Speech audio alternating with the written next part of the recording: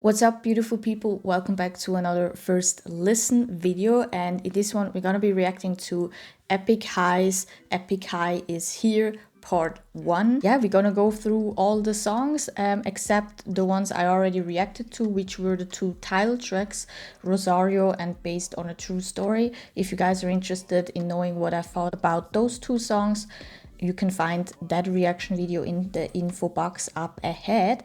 But other than that, we have 8 tracks to go through, and I have to say I have some expectations because Epik High is one of the artists that I always see when they recommend, which Korean hip-hop artists and rap artists to get into. Epik High is really always really high on that list. So I have some expectations, but they already proved some of those expectations with the title track. So really excited to get into this. So yeah, just a little heads up. It's really just purely my opinion, and it's just me actually sharing or giving you guys my really first initial reaction and thoughts to each song. You guys can of course comment down below which ones were your favorite and what you guys thought of the whole album. I think without further ado, we're just gonna go straight into it and start with the first track called Lesson Zero.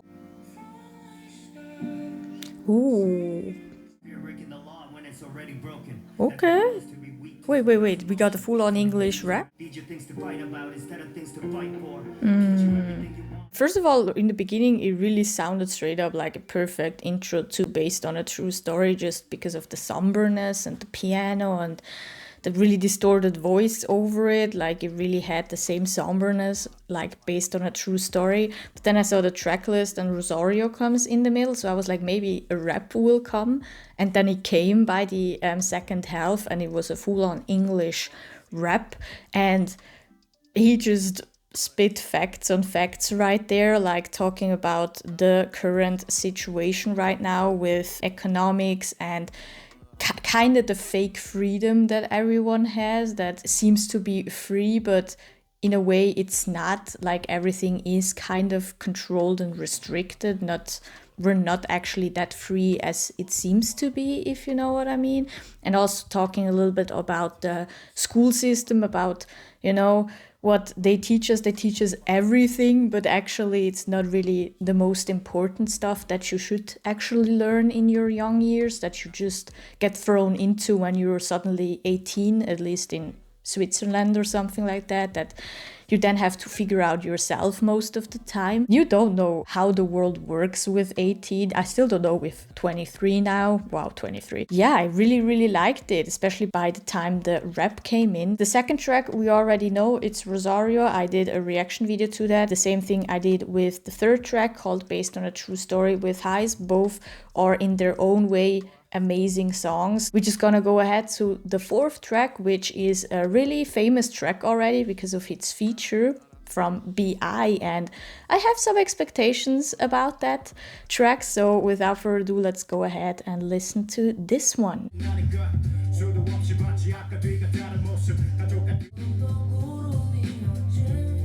Ooh, that voice, okay. Is that BI? Like, I have to confess something. I'm not that familiar with BI, but I heard, that he had to leave Icon because of I would say here, in Switzerland, or at least what I think is a minor thing. This song I already really like. Like, it has a really nice old school vibe. It makes me break dance right away. Like, I was already thinking in my head some top rocks and all that stuff. And you guys should know, I forgot to say that in the beginning, I'm a big rap hip hop fan. Like, that's my all-time favorite genre.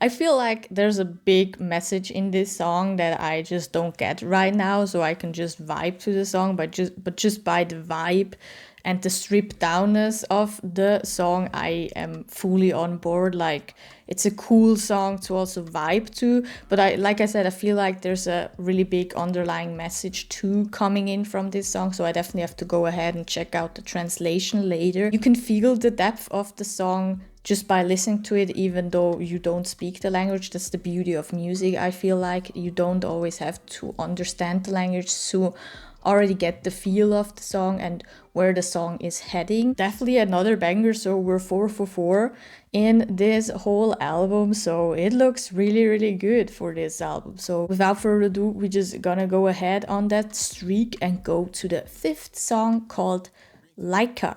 I hope I said that right. Yeah. Oh. I'm proud of myself, proud of myself. My tempo length on my daughter's 10th. Wow. Hold up, that voice sounds a little bit like Yunwei, I would say. Like, I didn't expect the voice like that. Wow. I don't know if you guys can hear that, but that little subtle bass, like that actual bass, the contrabass kind of sound in the background is so deep and rich. And when you hear that, it gives so much depth to the whole song.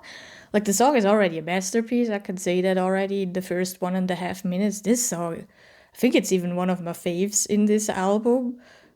Just already by that voice. I'm actually teary-eyed. You guys should understand something. My body is really weird. When normally someone would get goosebumps because something is so amazing, show-stopping, or exciting, I get teary-eyed. I don't know, it's just how my body works. Yeah, definitely my favorite song of the album. Just already the switches in the beat, how they strip down the instrumental when the chorus comes to really emphasize her voice, and then switch up a little bit towards the end with first a different beat then coming in, and then also the saxophone, I think, or trumpet playing. That one gave me teary-eyed, basically. Till now, they're exceeding all my expectations that I had in the beginning. Crazy, man. Wow. Okay, let's go to the 6th track, which is In Self-Defense.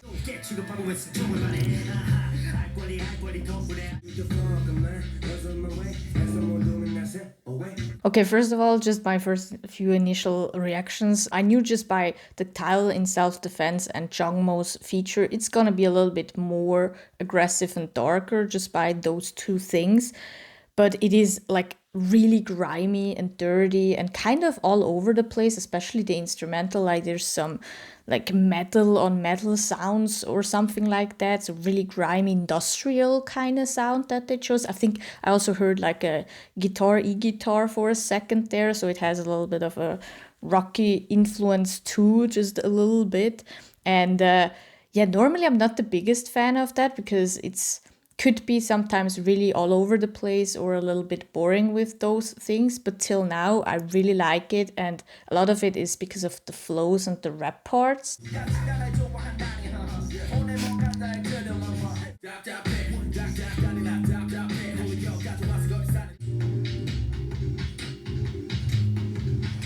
So referring back to my first few points about, or my first initial reaction to this song, like I said, really aggressive, really grimy, really like coming at you a little bit with that bass in there, that dun dun dun, like coming at you in the dark. And I feel like 2 minutes and 30 seconds of the song, till then I was like fully on board, and then the last part happened. I don't know, maybe it is because the same flow went on for too long, or the same instrumental went on for too long, but I kind of felt the song fading away. So I wasn't the biggest fan from the last rap part, but then by the end, when that actual first kind of type of chorus came in, I was back on board again. So I definitely will put this song on my playlist. I'm just not yet that sold as with the other 5 tracks till now. Next up, we got the track number 7 called True Crime.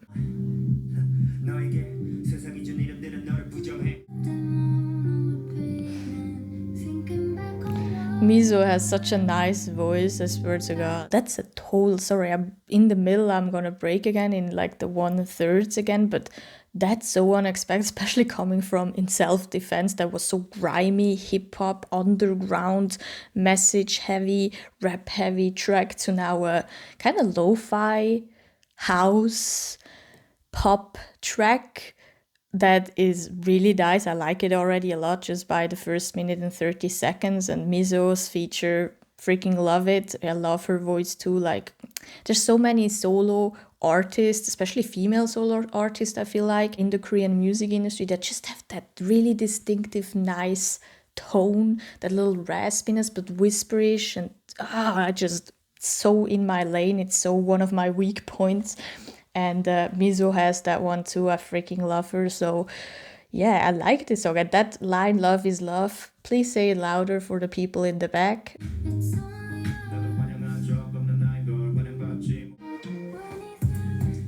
Ooh.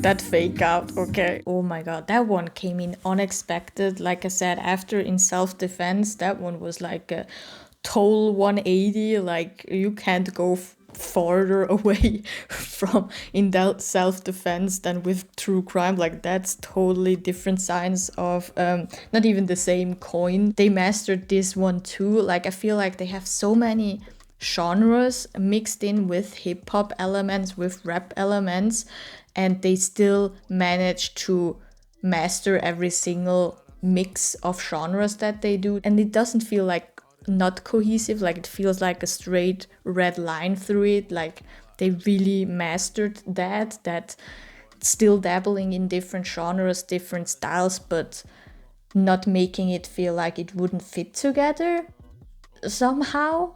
Or maybe that's just me. It's crazy, man. It's crazy. I freaking love this song. It's definitely up there with Leica, Rosario, and Based on a True Story, and Acceptance Speech. Like, that one straight up going to my playlist too. So let's go to the 8th track, which is Social Distance 16. We back on the old school vibe. Let's go. And the industry makes me sick and there's no vaccine. Can nobody take my life? First of all, I didn't saw that song is just 1 minute. I kind of glossed over that fact. I didn't saw that when I pressed play. I saw that then when the timer came on, I was like, oh wait, it's just a minute. So yeah, but like, this one felt straight up like a little freestyle cypher session that they wanted to be put in because they wanted to get some thoughts off their chest about, like I said, our current situation, about social distancing, quarantining. Let's go to the 9th track.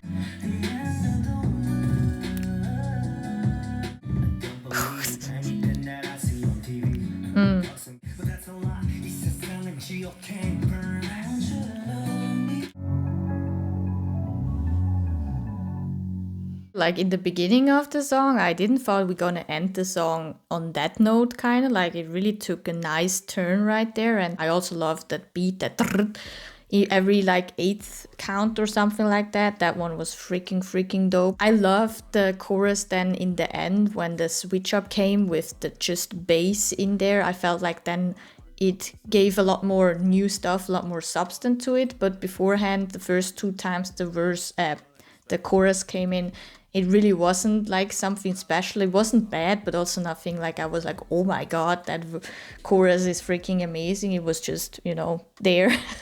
So overall, I like the song a lot, even though I'm not the biggest fan of the chorus. But yeah, definitely will still go onto my playlist because that instrumental with the beat was nice. Those verses of the 2 members of Epik High, it was just freaking nice. The flows again, freaking nice. And it's the first one I feel like that really has the R&B vibe going on this time around. So let's go ahead to the 10th track, the last track for now, which is Wish You Were Here. Oh, it's just kind of an outro. I just saw again now how long the song is. It's just like 1 minute and 40 seconds, so oopsie. All my peers are drowning in their past, so I'd rather be right here. I feel like those were like 2 times different, the 2 different rappers, right? The first one was one of them, and then the last song is one of them having like a little own verse. And I feel like the last song now really talks about, when you're this long in an industry, you see your peers, the same people they came up with you, now falling off because either they can't keep up with the current trends or their creativity isn't working anymore, they're burned out, or just other maybe even, worst things happening and stuff, or just them deciding to turn away from the whole industry. And I feel like that's the song about, like, yeah, like he said, like the peers that are drowning in their past, like they can't keep up with the success of their past anymore, something like that. I really feel him. Like a lot of rappers that I loved listening to in the early days of me getting into rap and hip hop aren't keeping up anymore with the current trends because they took too long of a hiatus, or they don't want to evolve with the current, you know, trends and everything, and with the current climate, if you know what I mean, in the industry and everywhere. They're just staying in that past self and don't want to evolve. So I really feel where he comes from. All in all, this album is golden. It's one of the best albums that came out of this year. Again, I feel like January just had amazing comebacks and albums. It's crazy. And in this one, it really basically proved why Epik High is always so high on those recommendation lists for me. Like, they have their own style and flow so down to a T that they can fit it and kind of evolve it to every single genre that they used in this whole album. They could flow and rap over every single song, and they never were the bad part of the song, I feel like. And it shows also their experience amazingly. Like, I feel like this album is an accumulation of just a long time experience of rapping and being in the industry, and still be able to evolve, kind of, because every single song, even though they're so in their mixed genre, they fit into the current trends and everywhere. Like, it doesn't feel like they fell off, as the one rapped in the end of the 10th track. So I freaking love this album. And actually the only song that I'm still a little bit iffy about is In Self-Defense. All other like full tracks I freaking loved. This is what I feel about the album after the first listen. I hope you guys enjoyed this reaction right here. Let me know down in the comments below what you guys thought of Epik High's Epik High Is Here Part 1. I hope you guys have an amazing day. Be safe, and don't forget to subscribe, like, and I'ma see you guys on the next one. Peace. Drowning out our sorrows, holy water lost at sea. Stacking all this baller, I might cop a suburb.